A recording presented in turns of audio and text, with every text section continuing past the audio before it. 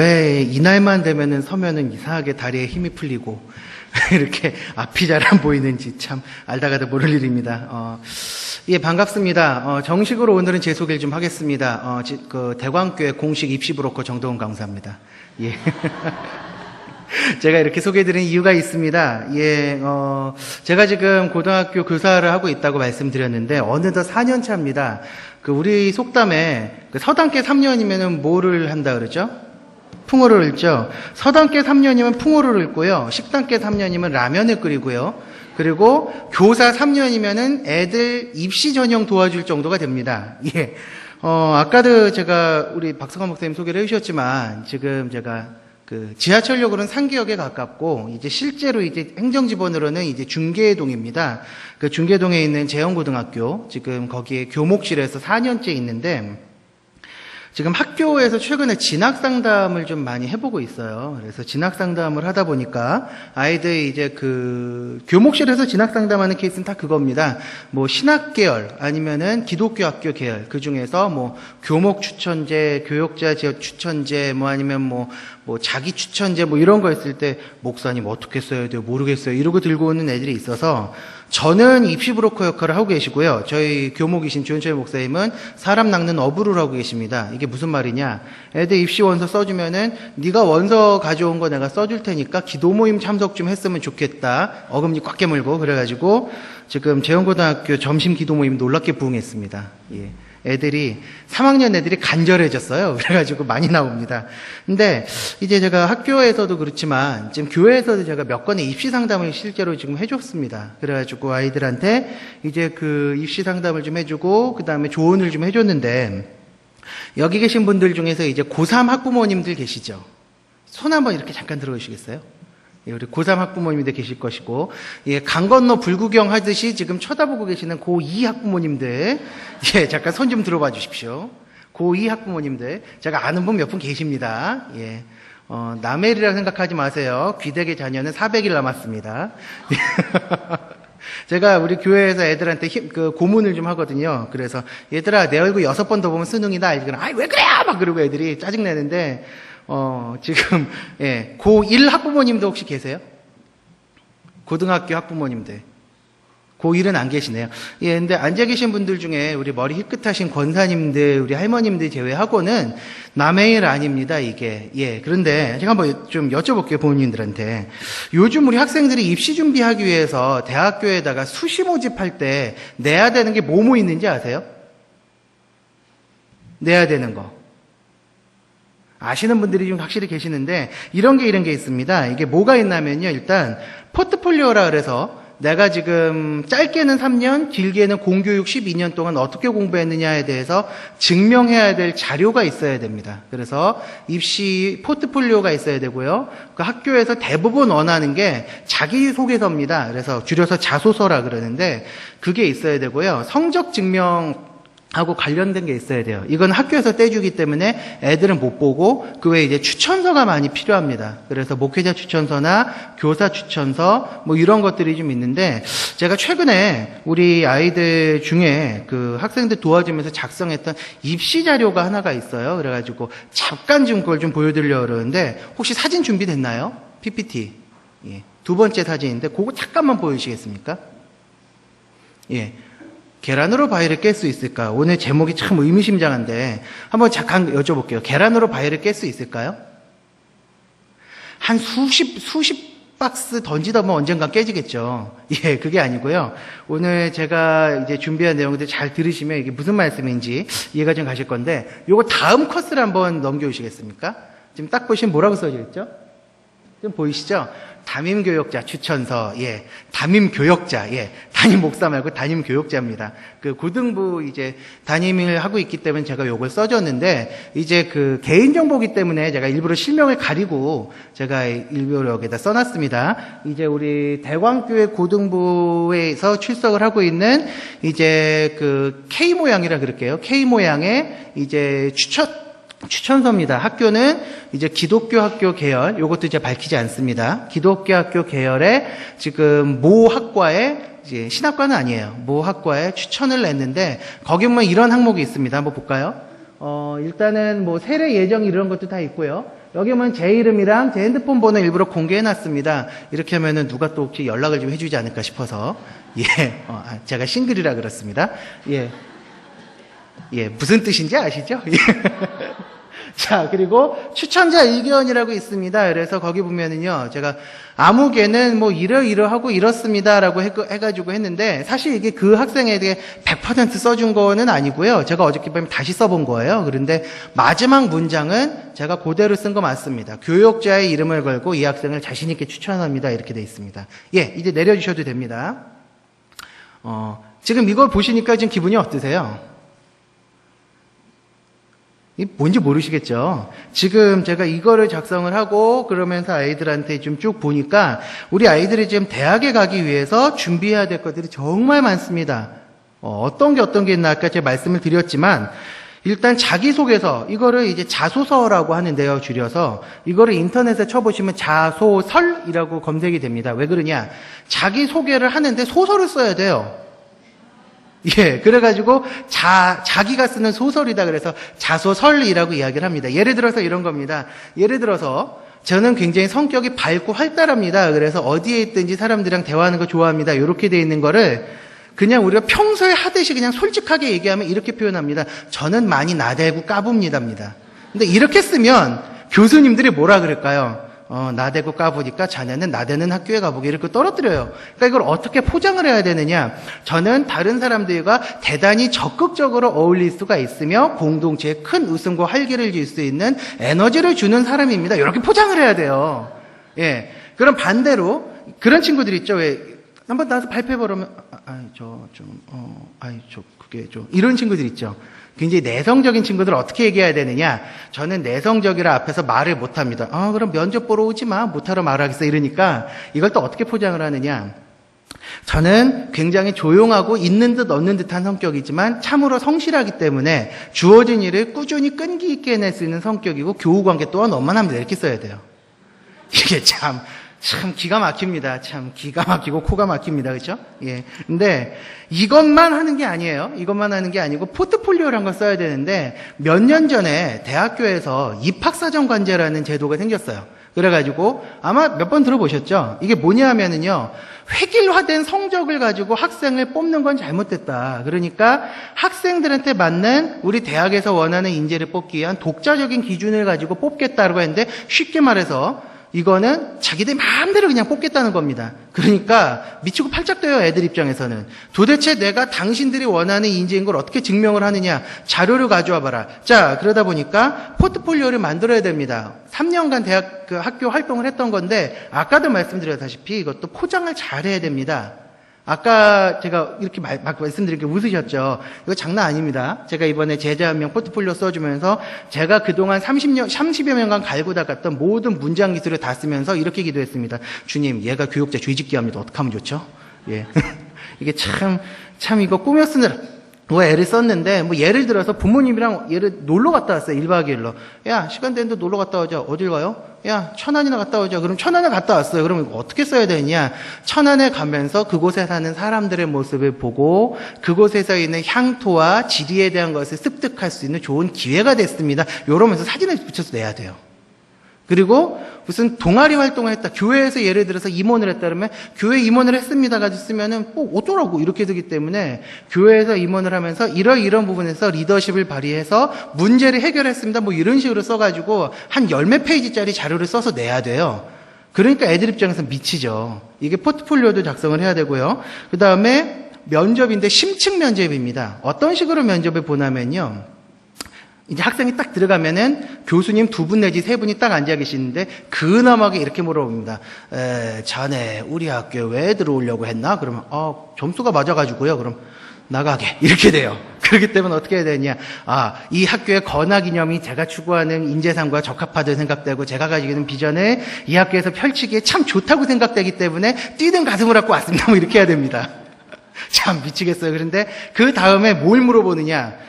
자네 최근에 있어서 그리스 금융위기에 대해서 어떻게 생각하나? 그러면 불쌍한데요? 그러면 안 돼요. 그러니까 그리스의 금융위기에 대해서 이런 해법을 가지고 있기 때문에 디폴트가 어쩌고 거기에 세계 금융통화가 어쩌고 무슨 뭐 미국의 서브 패키지 모기지론이 어쩌고 저쩌고 별걸 다 얘기해가지고 설명을 해야 돼요. 그러니까 제가 이거를 준비를 하는 걸 아이들 봐주면서 마음이 너무 힘들더라고요. 이게 애들이 왜 이렇게까지 대학을 준비를 해야 되는가. 지금 들어보니까 좀 황당하시죠? 우리 어머님들도 되게 잘 재밌게 들으셨지만 이게 참 웃을 일은 아니에요. 우리 아이들이 겪었고 또 우리 대학생들이 이미 몇 년 전에 겪었던 일들입니다. 우리 대학생 부모님들은 자식들이 무난하게 잘 커서 지금 그 과정을 통과하신 겁니다. 지금 저를 미소 띈 얼굴을 쳐다보고 계신 몇몇 분들은 이 과정을 순조롭게 통과한 자녀를 두고 계신 부모님들, 그리고 저를 웃으면서도 아유 어떡하냐 하면서 수심 어린 표정으로 저를 지켜보고 계신 분들은 아직 통과 못한 부모님들, 그런 게 있구나 하고 웃으시는 분들은 강 건너 불구경하시는 중학생, 초등학생 학부모님 자녀들, 여기서 이렇게 말씀드리면 아주 미워하실 텐데, 그 자녀가 고등학생 되면요, 입시대서가 어떻게 바뀔지 몰라요. 이상하게 생길 수 있습니다. 근데 지금 우리 아이들이 이런 상황에 처해 있습니다. 이런 상황이다 보니까 아이들이 대학 준비하는 데 있어서 정말 많이 힘들어요. 그리고 학교에서 제가 가끔씩 아이들 자습시킬 때 교과서를 보거든요. 그러면은 이게 뭔 소리인지 모르겠어요. 이게 도대체 얘들이 이런 걸 왜 하나 싶기도 하고. 그런데 그렇게 공부를 하고서 이제 아이들이 수능을 볼 날이 한 7일? 한 6일 정도 남았습니다. 36일 정도 남았고 내일이 35일 되는 날입니다. 그래서 이제 저희 고등부에서 이제 기도 제목 표를 좀 만들어서 기도 같은 것도 시작하려고 하고 있고 여러 가지 준비를 하고 있는데, 이맘때가 되면은요, 이제 슬슬 헌금 봉투에 기도 제목, 감사 헌금 봉투에 기도 제목이 하나씩 올라오기 시작합니다. 뭐가 올라오느냐? 대부분 이겁니다. 우리 땡땡이가 이번 수능에서 대박을 치게 해주시옵소서. 대박 아니면 중박이라도 쳐도 좋습니다. 공부, 제가 볼 때는 이놈 자식이 공부를 안 했으니까 찍신이라도 내려가지고 찍는 문제마다 살길로 가지 아니고 정답으로만 걸어가게 하시고, 이 아이가 평소에 공부했던 거에 최소한 30점 이상 되는 대박을 치게 해 주시옵소서. 이런 게 나오기 시작합니다. 그리고 실제로 저희 재원고등학교에서 이제 10월 말에 추수감사 예배를 항상 드려요. 이게 왜 그런가 하면은, 추수감사절 예배를 11월 셋째 주에 드리면요, 이게 문제가 생깁니다. 추수감사인데 애들이 감사할 제목이 없어요. 그렇기 때문에 저희 일정도 그렇고 해서 추수감사 예배를요, 일부러 이제 10월 마지막 주로 땡깁니다. 근데 그때 고3 아이들 이제 추수감사 헌금 봉투, 이제 저희가 강요하지는 않기 때문에 원하는 애들만 내라 그러면 100원짜리 띡 넣고, 아니면 어떤 애들 50원이나 10원 넣고서 헌금을 냈다고 돼요. 근데 거기 이제 내면에 헌금 봉투에 꼭 써져 있는 네 글자가 있습니다. 뭘까요? 수능 대박. 이걸 써가지고 꼭 냅니다, 애들이. 그러면 저희 이제 그 헌금 봉투 개수하면서 전화 교목실 선생님인데, 아니면 저희 교목 목사님 이러시면서 한번 보고 이렇게 넘어가세요. 근데 이해가 돼요. 어머님들도 이해 가실 거예요, 그렇죠?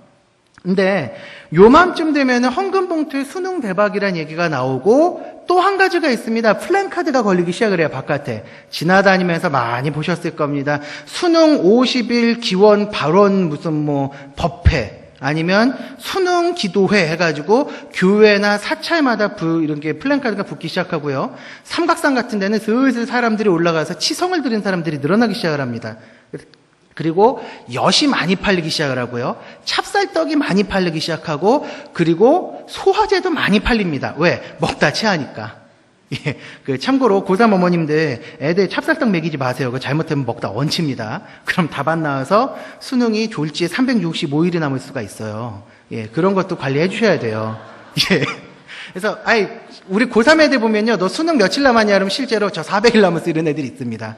우리 교회 애들은 아니니까 안심하세요. 우리 학교 애들입니다. 근데 그 수능 기도회가 항상 있는데, 수능날 이제 항상 익숙한 풍경이 엿붙이면서 기도하는 거 아니면은 이 시간에 항상 교회에 딱 오셔가지고, 어느 교회나 비슷할 것 같아요. 교회마다 이번 시간은 사랑하는 어머님들, 이번 시간은 언어 영역 시간입니다. 우리 아이들이 언어 영역을 잘 풀 수 있도록 주여 삼창을 치고 기도하겠습니다. 주여!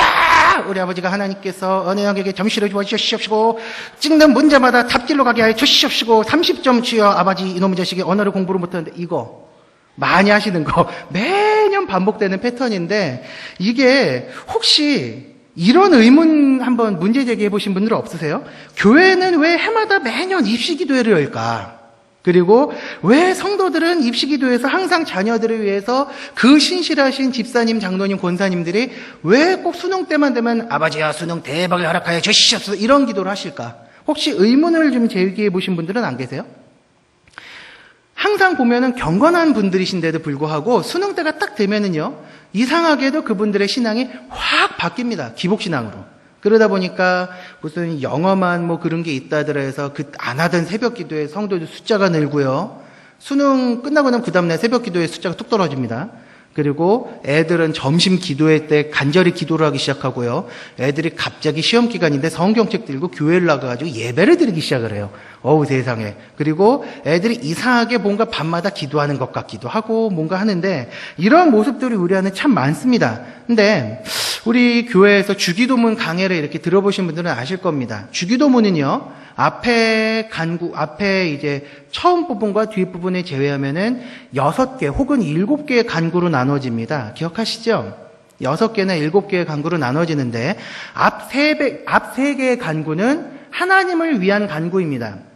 아버지의 이름이 거룩히 여겨지소서, 아버지의 나라가 임하소서, 아버지의 뜻이 하늘에서 임했던 것처럼 아버지의 뜻이 땅에서도 이루어지게 하소서. 요 3개가 이제 하나님의 영광을 위한 기도라면은 그 다음에 있는 주기도문에 이제 주기도문 이제 간구들은 다 이래요. 뭐가 있죠? 오늘 우리에게 일용할 양식을 주시옵고 우리가 우리에게 죄진 자를 사해 준 것처럼 죄진 자를 사해 주시고 시험에 들게 하지 마시고 다만 악에서 구하소서. 요 2개를 같이 먹는 경우도 있고 따로 떼는 경우도 있어요. 그런데 여기 보시면은 분명히 첫 번째 뭐라 그랬죠? 오늘 우리에게 일용할 양식을 주옵소서. 이 일용할 양식이란 게 뭘까요?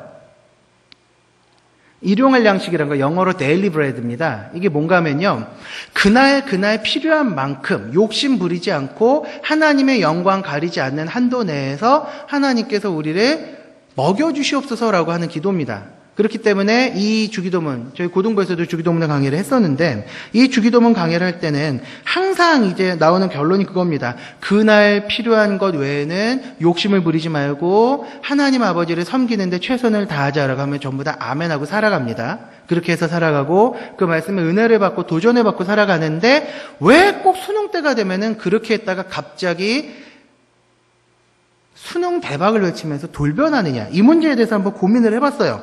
나름대로 제가 원인을 분석을 해봤는데 오늘은 이거에 대해서 분석을 좀 해보려고 합니다. 저는 3가지의 원인을 분석을 좀 해봤어요. 왜 교회에서도 입시철만 되면 이렇게 흔들리는 것일까? 저는 3가지 문제를 좀 제시를 해봤습니다. 나름 분석을 해봤는데 요거 잠깐만 화면을 좀 띄워주시겠어요? 예, 3가지입니다. 첫 번째가 뭐죠? 외부적 요인, 2번째 공동체적 요인, 3번째 개인적 요인. 3가지입니다. 감사합니다. 이제 내려오셔도 됩니다. 제가 오늘 조금 급하게 준비를 드렸는데 지금 뭐 너무 잘 띄워주셔서 방송실 감사합니다. 예. 근데 첫 번째로 외부적 요인이라는데 이게 뭔가 하면요, 이 외부적 요인은 입시 제도입니다. 해마다 정책이 바뀌고 있어요. 해마다 정책이 바뀌고 있는 데다가 학력을 요구하는 사회이기 때문에 어머님들 입장에서는 내 자식이 사회에 나가서 자리를 잡고 살려면은 어쩔 수 없이 학력에 편입이 돼야 돼요. 그렇죠? 그렇기 때문에 어쩔 수 없이 학력을 갖춰야 되니까 너도 어쩔 수 없이지만 공부를 해서 그 학벌 안에 들어가야 되지 않겠느냐가 대부분의 우리 어머님들의 심정입니다. 충분히 공감할 수 있는 부분이에요. 대학 서열 혹시 아세요? 우리 학생들이 이야기한 대학 서열이 1, 2, 3, 4, 5, 6, 6개 대학교 이렇게 나눠갑니다. 서울대부터 시작해가지고 서연고, 서성한 이렇게 내려가요. 서울대, 연세대, 고대, 서강대, 그 다음에 성균관대, 한양대 뭐 이런 식으로 가는데 이게 절대적인 게 아니고요. 일반적으로 서연고, 서성한 이렇게 하면은 그냥 줄 세우기 이렇게 얘기합니다. 대부분 스카이라 그래서 서울대, 연세대, 고려대 이 3개 학교는 일단은 탑 클래스로 놓고 나머지 학교들을 쭉 깔아놓는데 이것도 서열을 매겨요. 그래서 서울대 그 상위 클래스 학교들 말고 그 밑에 있는 어느 정도 딱 들어갔다면은 오늘은 제가 약간 자극적인 용어를 좀 쓰더라도 이해를 좀 해주셔야 됩니다. 서울대, 연세대, 고려대 외에 끝발이 좋은 학교들. 뭐 예를 들어서 한양대, 경희대, 성균관대, 서강대, 뭐 한양대 뭐 이런 학교들. 그래가지고 끝발이 좋은 학교들 이렇게 딱 그룹이 있고요. 그 밑에 죄송합니다. 핫바리 학교들. 서울에 있지만 핫바리 학교들. 누구나 무시하면서 갈 수 있지만 고3이 되면은 결코 무시하지 못하는 학교들이 있어요. 그 서울에 있는 학교들. 그리고 그 다음에 서울에서 딱 벗어났다 그러면 성적은 떨어지만 나름대로 수도권으로 어떻게든 집어넣으려면 넣을 수도 있는 학교들, 즉 지하철로 다닐 수 있는 학교들, 뭐 예를 들어서 뭐 가천대도 있고 그 다음에 또 어디가 있을까요? 저는 저희 집 근처가 경원대가 있기 때문에 그 학교밖에 생각이 안 나서 그래요. 그 특정 학교 폄하하는 게 절대 아닙니다. 그렇게 있고 그 다음에 수도권으로 볼 수 있는 학교가 버스로 통학할 때 1시간에서 1시간 반 안에 들어가는 학교들 내지는 2시간 안에 있는 학교들 혹은 지하철 국철 1호선 안에 들어가는 학교들, 예, 이렇게 가고요. 그 다음에 나오는 용어가 좀 안타까운 용어인데 지잡대라는 용어가 있습니다. 지잡대가 뭔지 아세요? 지방에 있는 잡놈의 대학교. 지잡대입니다. 그래가지고 뭐 흔히 그런 농담들 해요. XX대학교 오징어연구학과, 무슨 대학교 무슨 토기연구학과, 무슨 대학교 원형어선 연구학과, 뭐 농담으로 하는 말입니다. 뭐 예를 들어서 독도기상청 연구학과 뭐 이런 거. 그냥 농담으로 막 갖다 붙이는 거예요. 이게 좀 우리나라의 현실입니다. 근데 어쩔 수가 없어요. 분야마다 텃세가 존재합니다. 하다못해요. 신학교들도 마찬가지예요. 지금 우리 대왕교회가 있는 대한예수교장로회 합동 측은 4개의 신학교가 있습니다. 총신대학교, 칼빈대학교, 대신대학교, 광신대학교 4개의 신학교가 있는데 이 중에서 탑 클래스로 치는 학교가 서울 사당동에 있는 총신대학교입니다. 그래서 총신대 학부를 나오고 총신대학교 신학대학원을 나온 사람들을 총총이라고 불러요. 예.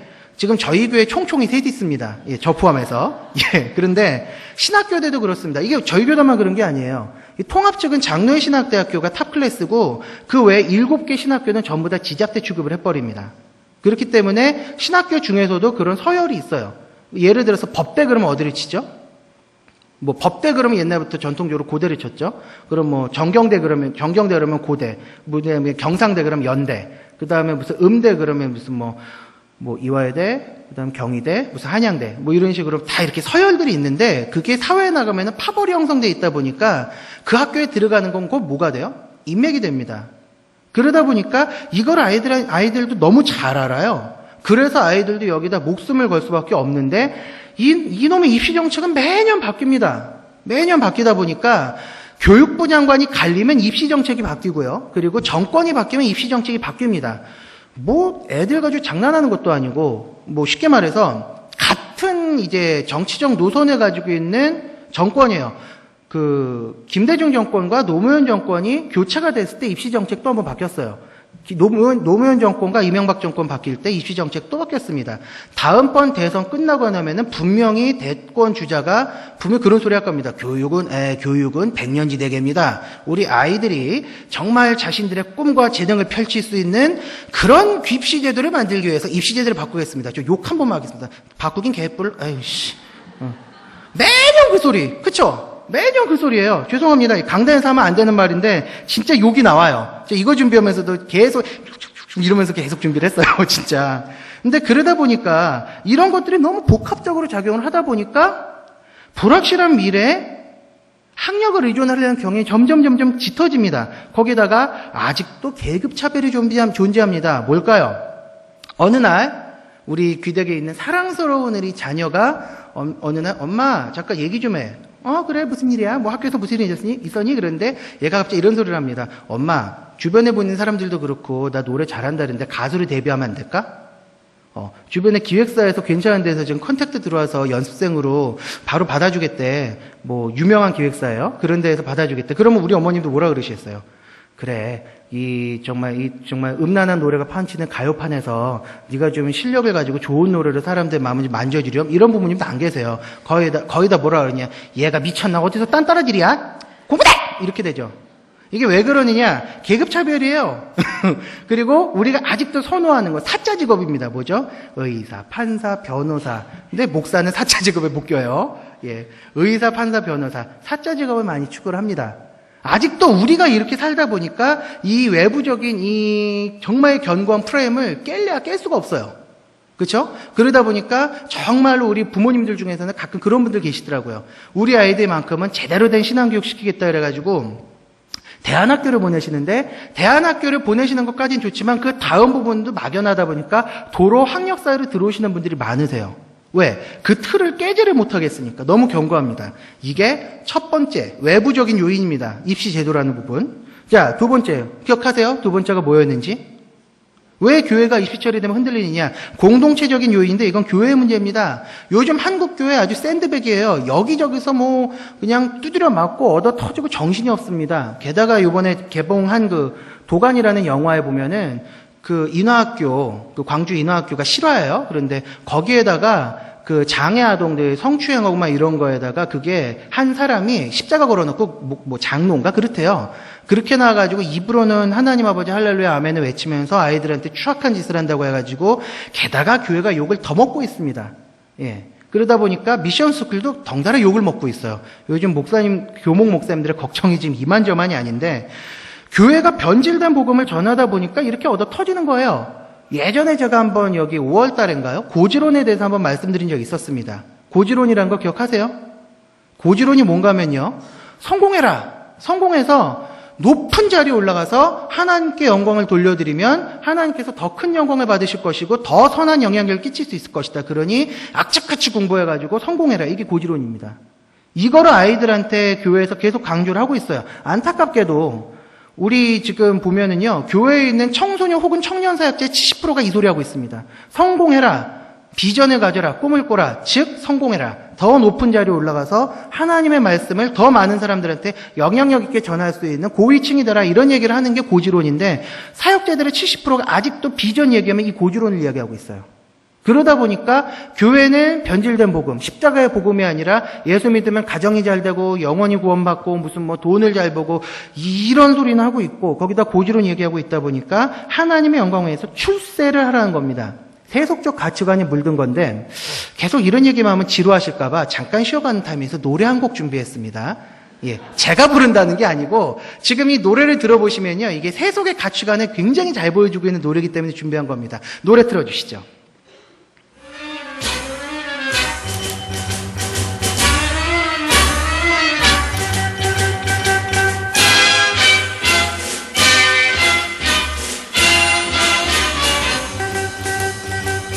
빙글빙글 도는 의자 회전 의자에 따라 부르셔도 돼요. 임자가 따로 있나 앉으면 주인인데 사람 없어 비워둔 의자는 없더라.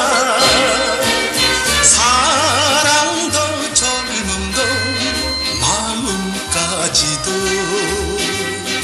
가는 길이 험하다고 밟아버렸다. 억울하면 출세하라 출세를 하라. 2절입니다.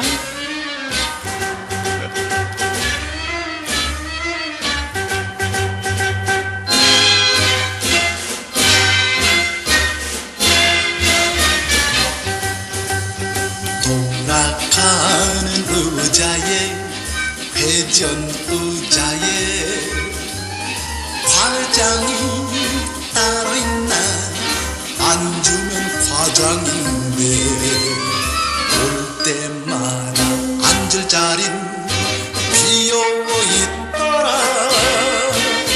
잃어버린 사랑은 찾아보자고 밟아버린 젊음을 즐겨보자고. 억울해서 출세했다 출세를 했다.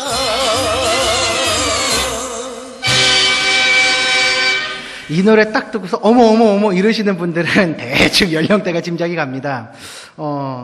좀 다른 얘기 잠깐 하자면요. 제가 할머니 모시고 살았기 때문에요. 반강제적으로 가요 무대 20년 강제적으로 애청을 한 사람입니다. 그래가지고요. 노래를 들으면요. 심지어는요. 딱 노래 전주 듣고 가수 목소리 들으면 아, 이 사람 누구의 무슨 노래구나 압니다. 예. 뭐 현철 아저씨 성대모사도 가능합니다. 예. 그런데 여기 많이 들으셨을 거예요. 김용만 씨의 회전의자라는 노래죠. 이 뒷부분 굉장히 유명하죠. 출세해라, 출세를 해라, 이런 거. 예. 잘 꺾죠. 근데 이 노래 들으시면서 다들 재밌게 들으셨는데 이게 60년대에 나왔던 노래지 않습니까? 그쵸? 그런데 이 노래가 은연중에 우리한테도 그 가치관을 심어준 단편적인 모습이에요. 이 트로트를 저도 사실은 이제는 트로트를 좀 즐겨 듣는데 왜 그런가 하면요. 오해하지 마십시오.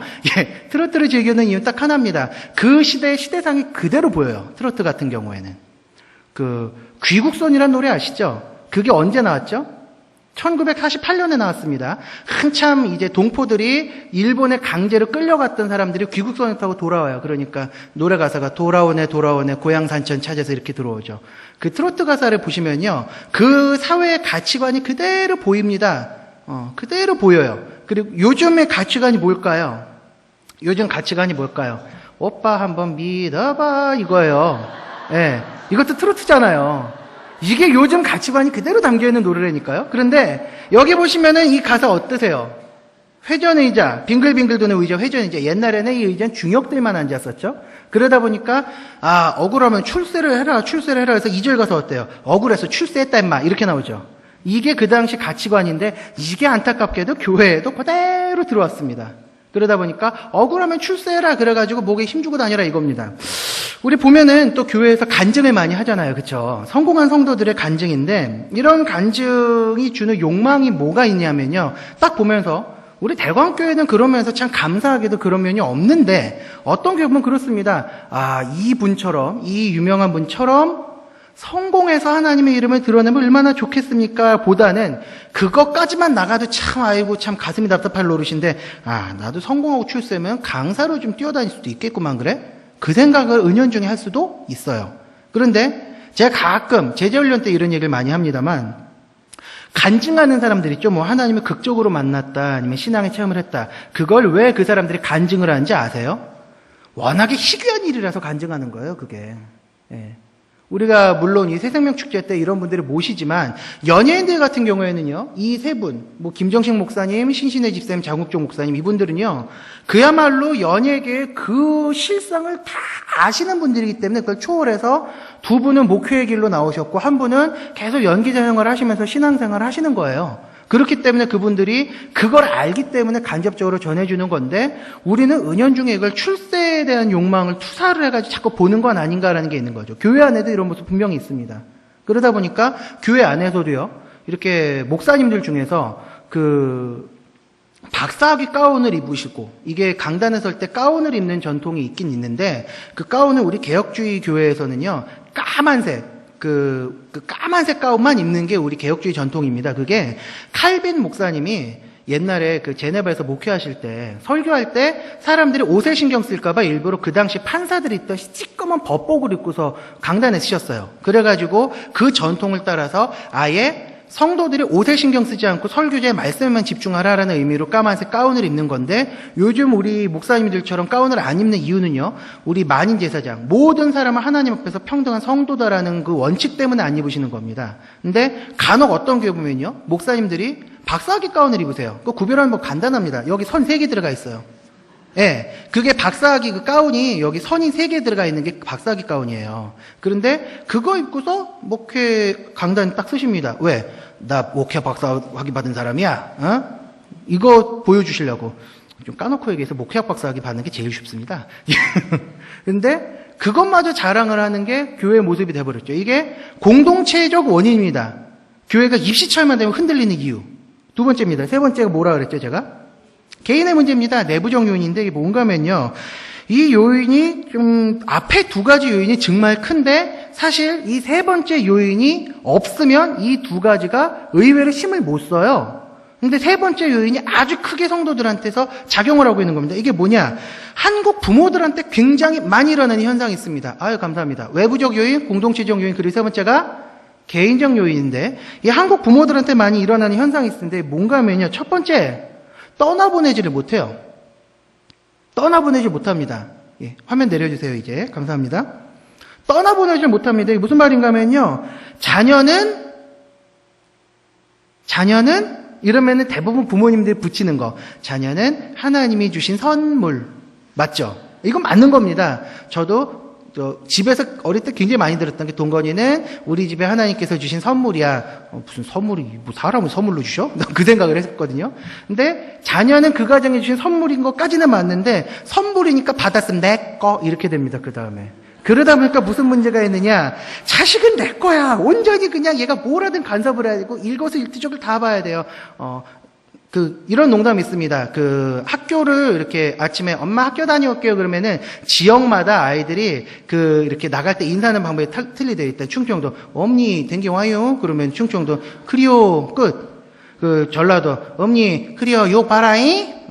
경상도 경상도는 어머니요 가라. 근데 서울은 어떠냐? 서로 엄마 학교 다녀올게.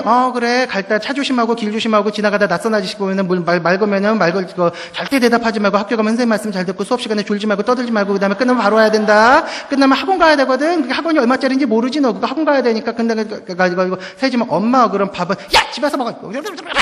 이게 서울 부모님들의 일반적인 인사법이래요. 공감대 많이 하시죠? 우리 한국 부모님들이 특히 이래요. 한국 부모님들이 굉장히 이게 심합니다. 그러다 보니까 애들이 또 이런 게 있어요. 참고서 사게 엄마 돈 좀. 그러면 얼마가 필요한데 2만 원. 야 무슨 참고서 값이 이렇게 비싸. 이거 굉장히 비싼 거고 올 컬러야. 사실은 15,000원인데 애들이 5,000원 그냥 띵 까는 겁니다. 애들 말로. 그런데도 불구하고 부모가 알면서도 그냥 눈 감아주죠. 예. 그러면 또 그렇게 독한 애들이 있습니다. 제가 했던 짓인데, 참고서 값이 10,000원이에요. 그러면 20,000원이라고 사기를 칩니다. 그 다음에 10,000원은 일단 인마이 포켓을 하고 그 10,000원도 20% 할인하는 서점까지 걸어가가지고 삽니다. 차비도 아끼고 2,000원 더 아끼고 예 이렇게 해요 애들이. 그런데 이렇게 일거수일투족을 다 간섭을 하다 보니까 어떻게 된 거냐? 성적표 가지고 왔어요. 그러면은 엄마 여기 그래 수학 점수가 떨어지네. 그래 네 애비가 이렇게 수학 점수가 이렇게 더럽게 못했다 그러더니 너도 수학을 못하는구나. 알았다 내가 과외 선생님 붙여줄게. 엄마 무슨 과외는 됐어. 야 시끄러 과외해. 이게 얼마짜린데 그래? 옆집에 있는 철수네 엄마도 지금 이거 해가지고 애가 성적이 지금 3등급이 올랐다 그러더만. 이러면서 아이들이 과외를 붙여요. 그러니까 얘는 내 거다라는 걸 생각을 하다 보니까 일일이 간섭을 하는데 이게 어디까지 가느냐? 이게 사교육의 영역이 점점 확대가 됩니다. 초등학교 때 초등학생들이 공부합니까? 엄마들이 공부합니다. 초등학생들이 시험을 보니까 엄마들이 시험 봐요. 초등학교 애들이 그림 그리는 작품 중에 진짜 애가 그린 작품은 10개 중에 한 장이면 많은 겁니다. 대부분 엄마의 손에 50% 이상 거쳤습니다. 예, 스케치부터. 초등학교 1학년인데 사람이요, 머리 옆에 팔다리가 붙어 있어요, 정상인데, 사람이 팔다리 신체가 온전하고 머리카락까지 그렸어요. 이게 무슨 애 작품이에요, 초등학교 1학년. 엄마 작품이지. 거의 이래요. 이게 왜 그런가 하면요, 떠나보내지 못하는 겁니다.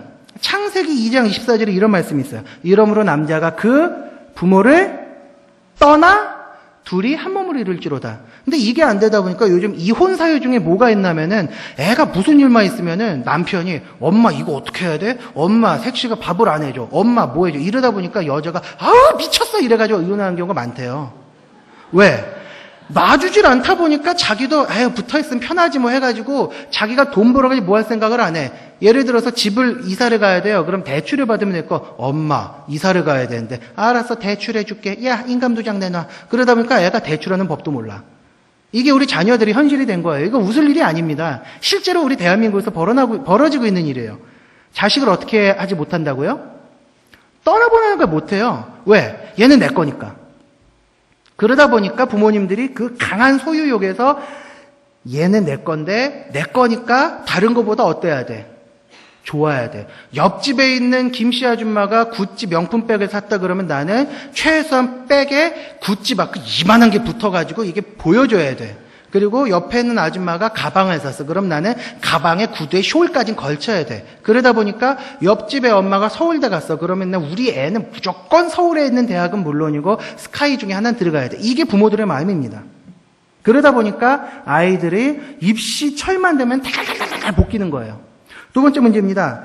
심리학적으로 투사라는 게 있어요. 투사가 뭔가 하면요. 싸우는 투사가 아니라 내가 가지고 있던 아니면 이루지 못했던 욕망을 상대방한테 그대로 비춰버리는 겁니다. 그러니까 뭐냐? 우리 어머님들 여기 계신 분들 중에서 자기가 하고 싶은 거 지금 이루신 분들 거의 안 계시잖아요. 그렇죠? 정말 그때는 시대가 어쩔 수 없었고 정말 잘 살아보세밖에 없었기 때문에 내가 하고 싶은 건 일단 접어놓고 정말 생계를 위해서 먹고 살아야 되니까. 그러다 보니까 지금 이 자리까지 오신 건데 그러다 보니까 우리 부모님들께서 그렇게 좀 쌓여있던 욕망들이 그대로 남아있는 거 너무너무 잘 압니다. 최근에 남자의 자격에서 청춘합창단 나오는 거 보셨죠? 어떻게 보셨어요? 코끝이 참 찡했죠. 너무너무 그 노년이 아름답고 멋있다는 생각을 많이 했어요. 근데 그분들의 그 열정이 어디 나오느냐? 이루지 못한 옛날의 꿈. 마지막으로 한번 불태울 수 있는 기회. 내가 노래를 잘하든 못하든 같이 뜻이 맞는 사람들끼리 모여서 내가 선택한 시간에 내가 모여서 같이 뭔가를 이뤄내는 거. 그렇기 때문에 이번에 실버 합창단이 그렇게 사람들한테 작년 못지않게 그래도 울림이 꽤 컸던 거거든요. 근데 이게 이런 식으로 분출되는 거 좋습니다. 어머님들 문학교실 가서 공부하시는 거, 뭐 예를 들어서 수지침 배우고 뭐 이런 거 아니면 필라테스 같은 거, 뭐 이렇게 운동하시는 거 적극 권장하고 싶어요. 그런데 문제는 이게 그쪽으로 가지를 않고 아이한테 가면은 문제가 생깁니다. 왜?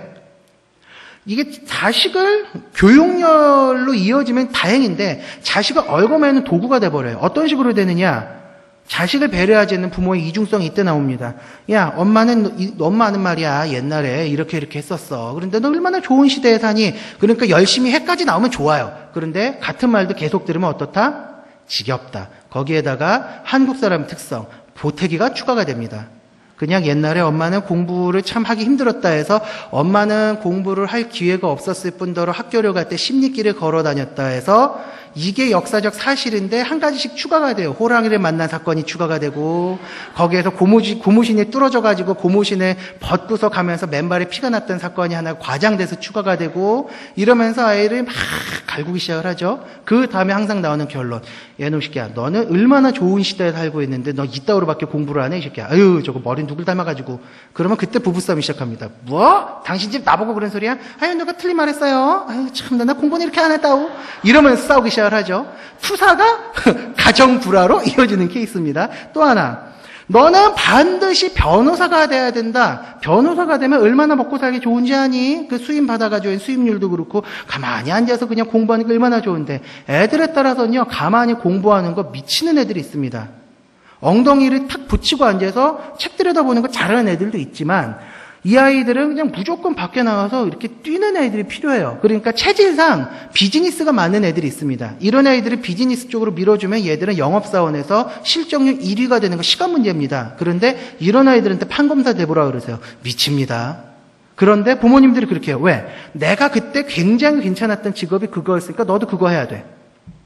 내가 잘 알아. 그러니까 너 이렇게 해마. 그냥 조용히 하고 따라와. 엄마 나 이거 하고 싶은데 시끄러. 따라와. 이렇게 하면서 자기가 가지고 또 욕망을 자식한테 투사를 하는 거예요. 이러다 보니까 애들이 머리가 굵어지니까 자녀들이랑 충돌이 계속 일어나요. 가치관의 충돌이 빚기도 하고 그러다 보니까 가정 불화가 일어나기도 하고 그러다 보니까 남자애들은 또 어떻게 되느냐. 사춘기가 되면 자기들만의 시간을 가지고 싶어 하는데 부모랑 싸요. 그러다 보니까 그렇습니다. 그래 학교에서 무슨 꽝! 그냥 문 닫고 들어가 버려요. 아이 쟤는 똑똑 얘 그거 밥 먹고 해라. 됐어 먹었어. 아 얘 간식이라 좀 먹어. 너 좋아하는 빵 사놨다. 아 됐다. 이러면서 너는 엄마한테 그게 뭐하는 태도니? 너 엄마가 그렇게 가르쳤어? 너 성적 어떻게 나왔어? 이렇게 하면서 싸우기 시작하죠. 많이들 겪어보셨죠? 근데 이게 이런 사소한 부분에서 부모의 욕망, 자식이 하고 싶어하는 거 충돌을 하니까 이런 일이 생기는 겁니다. 물론 부모의 입장에서는 아까 그 예를 다시 돌아가 볼게요. 엄마 나 가수하고 싶은데 이럴 경우에 부모가 그래 너 하고 싶은 거 해라라고 하겠지만 그게 어떤 길인지 뻔히 알고 그게 얼마나 어려운 길인지 훤히 보이고 가수 중에서요 성공해가지고 자기가 노래하면서 먹고 살 수 있는 사람은요 100명 중에 1명도 없습니다.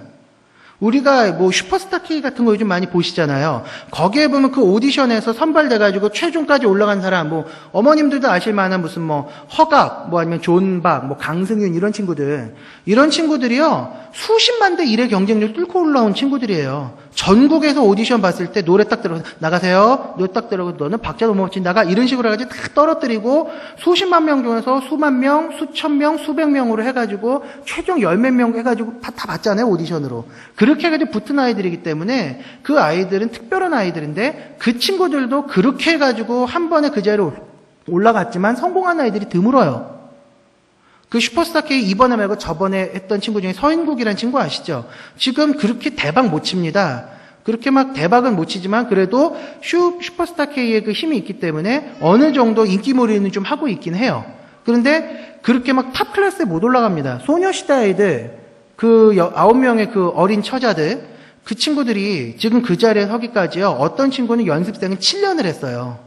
그러니까 이게 뭔가면요. 학교 끝나고 그냥 소속사 사무실 가가지고요. 7시간, 8시간씩 춤추고 노래하고 그 다음에 그냥 죽어라 그것만 했던 겁니다. 심지어는 애들 자고 있다 갑자기 합숙생활 할 때 불 탁 끄고 노래 한 소절 탁 틀어주면은 그 노래에 맞춰서 춤을 추지 않으면 밤새도록 춤 연습시켜요. 그렇게 해가지고 나온 애들이 지금 아이돌 애들인데 그 중에서도 소녀시대처럼 성공한 애들 별로 없습니다. 우리나라 걸그룹이 한 해에 얼마나 많은 아이들이 나오는지 모르고 그 아이들 중에서 성공해서 2집 이상으로 음반 활동한 애들도 별로 없어요. 그러다 보니까 그 현실을 아니까 어머니들은 야, 그게 얼마나 힘든 길인지 아니라고 얘기할 수는 있지만 아이는 하고 싶으니까 이게 가치관이 계속 충돌을 하는 거죠. 그리고 입시 문제. 만약에 가수의 길을 선택했다. 그럼 그 다음 수가 어떻게 돼요? 얘는 거기에 올인을 해야 되는데 그럼 입시는 접어야 돼요. 그게 눈에 빤히 보이니까 부모 입장에서는 얘를 말리고 싶은데 애는 하고 싶고 그러다 보니까 부모는 더 이 문제에 대해서 충돌을 할 수밖에 없는 거죠. 이런 심리들이 계속 녹아있다 보니까 교회에서 11월 달만 되면은 입시 문제 가지고 계속 기도회를 할 때 그렇게 기복신앙적으로 기도가 흘러갈 수밖에 없다는 겁니다. 그럼 기독교적인 대안이 없느냐? 있어요. 첫 번째가 입시제도 부분에 있어서는요, 지금 기독교 대안 공동체들 굉장히 많습니다. 사교육 걱정 없는 세상, 뭐 아니면 입시 사교육 바로잡기 운동, 그 다음에 좋은 교사 연합, 이런 단체들이 있어가지고, 여기에서 매년 교육 정책을 내고 지금 비판을 하고 있어요. 얼마 전에, 그 사교육 걱정 없는 세상이라는 단체에서 아깝다 영어 헛고생이라는 책자가 나왔습니다. 거기에 보면은 영어 사교육 시장이 한 해 4조래요, 4조. 우리나라에. 사교육 시장이 4조인데 그 돈 들여가지고 아이들 영어 실력이 오히려 더 퇴보하고 있답니다. 그거를 밝혀내가지고 그걸 소책자로 만들어 지금 보급을 하고 있어요. 나중에 홈페이지 인터넷 가셔가지고 사교육 걱정 없는 세상 한번 쳐서 검색을 한번 해보세요. 그리고 전화하셔가지고 그 돈 계좌번호 얘기하시고 하면 그거 보내주실 겁니다. 그런 단체들이 지금 그거에 대해서 계속 지적을 하고 있어요. 전교조나 아니면 교총 같은 그런 정치색 띤 교사들 단체만 있는 거 아닙니다. 그 좋은 교사 운동이라고 이게 외부에서는 좋은 교사 운동이라고 하지만 내부에서 쓰는 명칭은 기독교사 연합입니다. 성경적인 신앙을 가지고 교직 현장에 있는 선생님들이 모여서 교직 운동을 하고 계세요. 그래가지고 미미하게나마 조금씩 그 결과물들이 나오기 시작을 했어요. 입시제도 이렇게 하면 언젠간 깨질 수도 있습니다. 고지로는 그리고 옳지 않아요. 한데 하나님께서 고지에 이미 올려주신 사람이라면 굳이 그걸 포기할 필요가 없이 그 자리에서 감당할 수 있는 사명을 감당하면 되는 겁니다. 그러니까 이런 식으로 해가지고 일하는 단체에 우리가 힘을 실어주면 입시 문제도 언젠간 깨질 수 있습니다. 깨질 수 있다고 믿으십니까?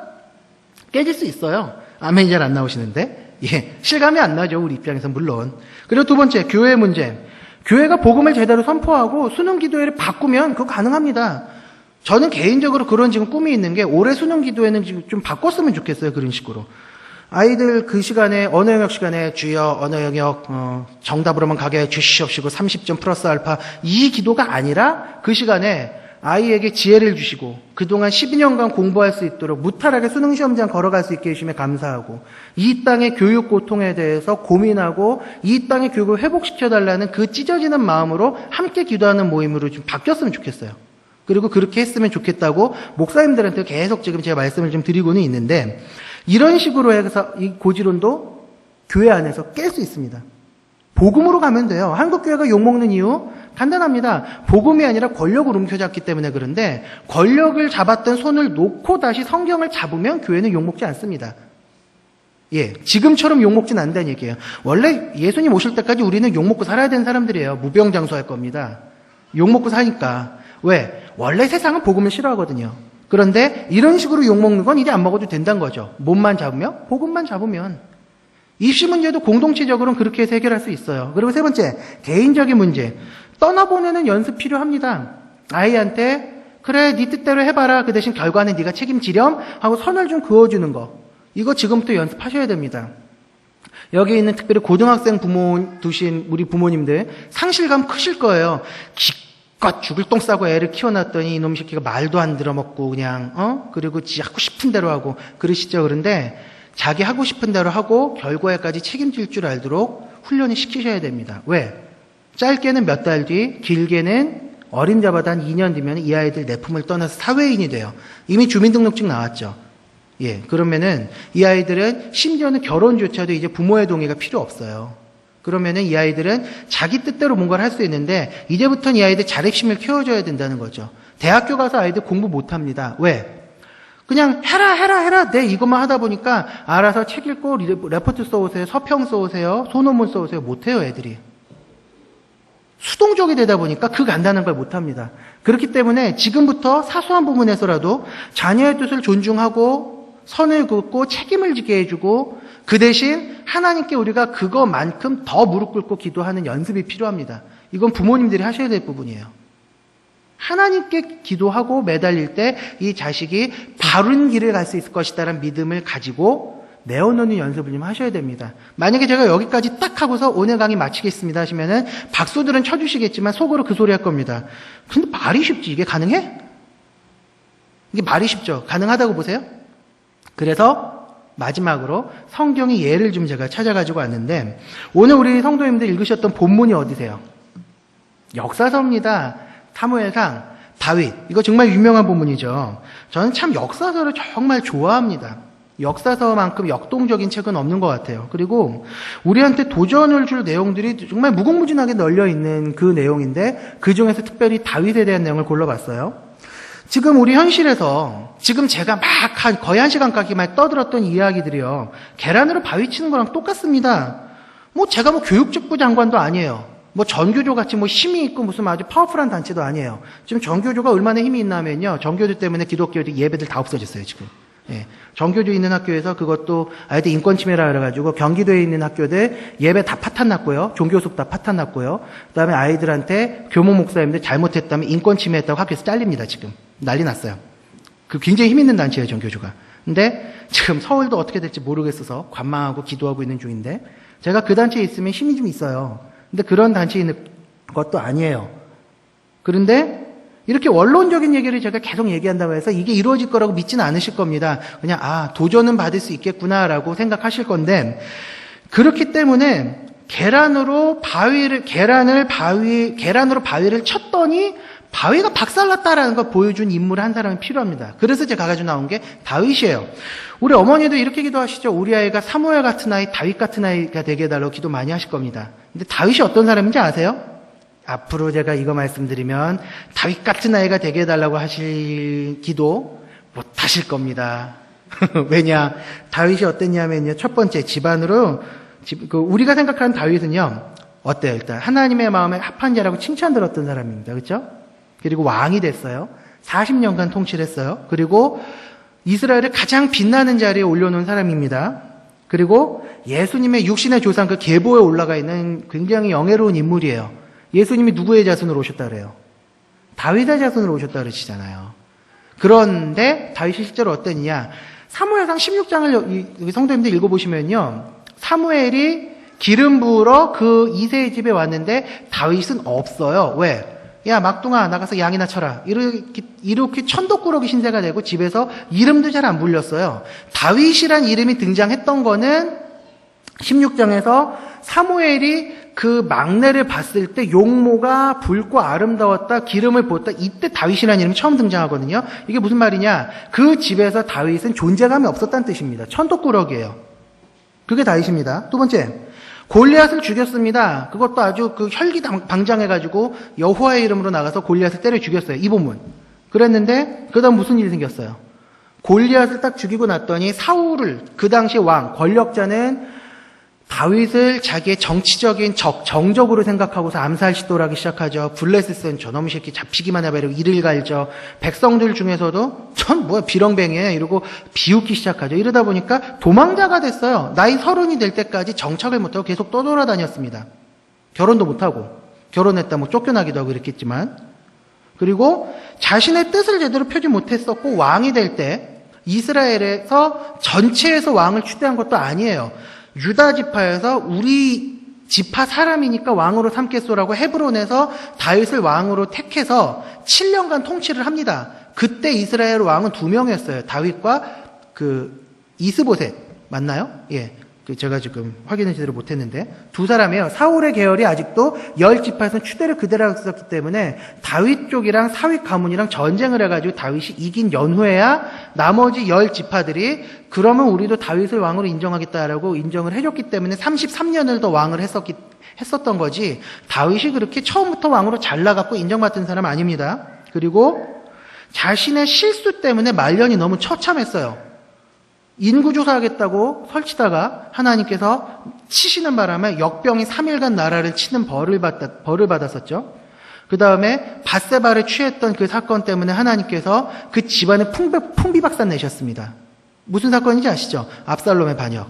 그 압살롬이요, 다말을 건드렸다고 해가지고 자기 그 이복 형제였던 암논을 죽이고 나중에 아버지가 궁에서 도망을 나가니까 자기 아버지 후궁들이 백주대낮에 욕을 보였어요.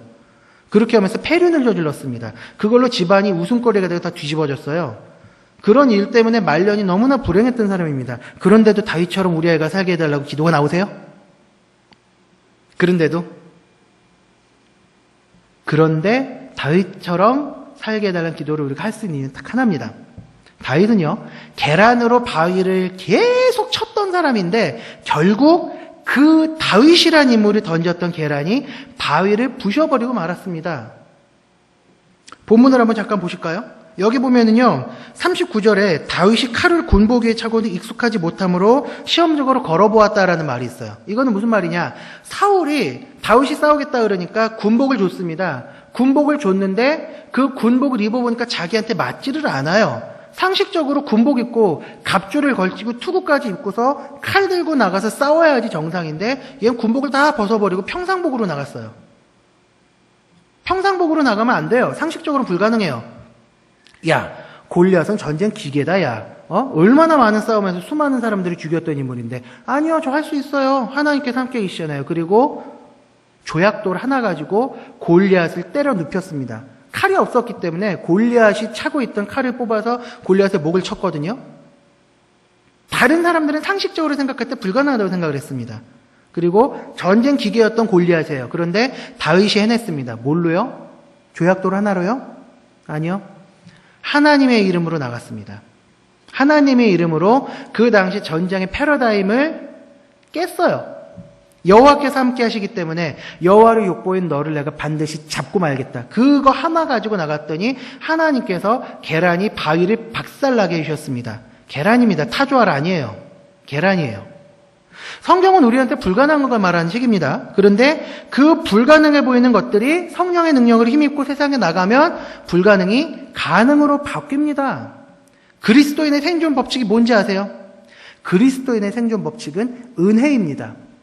세상에 있는 생존 법칙이랑 틀려요. 그리스도인의 생존 법칙은 은혜입니다. 아무것도 먹을 것도 없을 때 광야에서 만나를 내려주시는 은혜. 목이 말라 죽을 것 같을 때 반석을 쳐서 200만 이스라엘 백성들이 마시고도 풍족하게 남을 정도의 물을 터뜨려 주시는 은혜. 뒤에서 애국 병사들이 쫓아올 때 바다를, 그 갈라진 폭이 16km입니다. 영화에 나오는 거 아니에요. 그거 잘못됐어요. 이스라엘 백성 200만 명이 하룻밤에 건너가려면 최소한 16km 이상 갈라져야 됩니다. 하나님께서 하룻밤 사이에 16km나 되는 바다를 싹 갈라주시고 불기둥으로 뒤에 있는 병사들을 막아주시는 은혜. 그리고 조약돌 하나를 가지고 전쟁 기계였던 대장수 골리앗을 쓰러뜨리게 하시는 은혜. 성경에 있는 게 그거예요. 우리한테도 그 은혜가 임할 수 있습니다. 근데 가장 먼저 해야 될 것이 있어요. 천리길도 한 걸음부터라고 큰 일도요. 사소한 작은 일에서부터 시작이 됩니다. 우선 말씀과 기도를 회복을 해야 됩니다.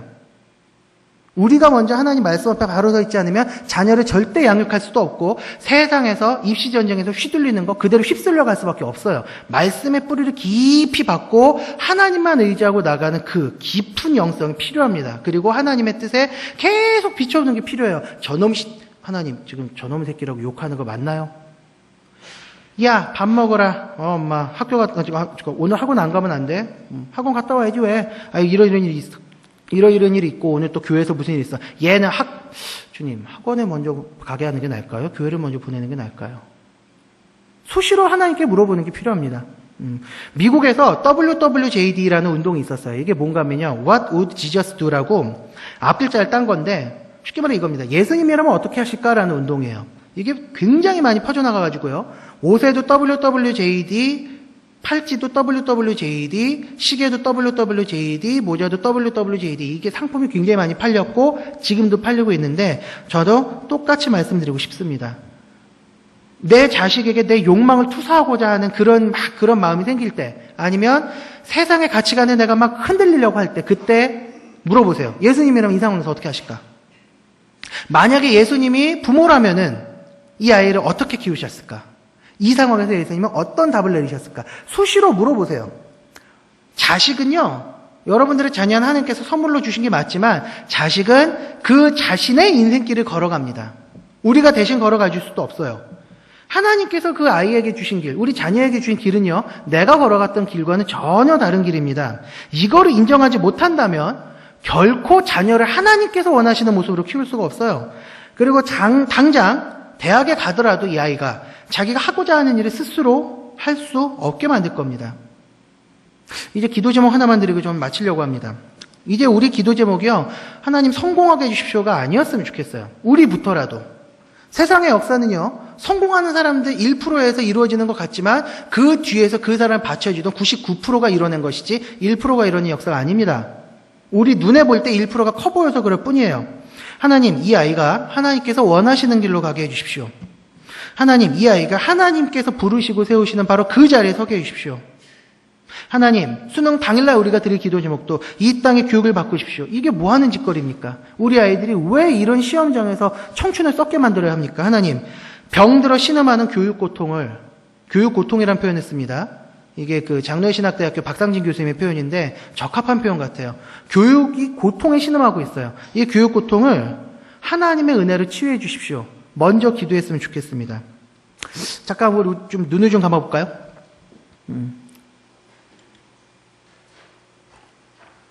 슬슬 성령님의 역사가 지금 임하시는 게 눈에 보입니다. 예, 꾸벅꾸벅 구구절절이 옳습니다 하시는 분들 좀 계시는 것 같고, 예, 기도 제목 하나만 제가 드리고 마칠게요. 자녀를 위해서 우리가 기도하는 거 좋습니다. 필요합니다. 매일 해야 됩니다. 부모에 필요해요. 그런데 먼저 우리 사회가 치유되기를, 계속되는 교육 고통이 우리 자녀 때, 아니면은 그게 안 되면 우리 자녀가 부모가 되었을 때, 그때는 끊어지도록, 그리고 내 자녀가 하나님께서 기뻐하시는 뜻에 따라서 좀 잘할 수 있도록 우리 이 땅의 교육을 치유해달라고, 그리고 우리 자녀가 성공이 아니라 하나님께서 원하시는 자리에 서게 해달라고 먼저 기도하면서 나아갔으면 좋겠습니다. 계란으로 바위를 내려치면 지금은 계란이 깨집니다만 언젠간 바위가 반드시 깨집니다. 같이 기도하겠습니다.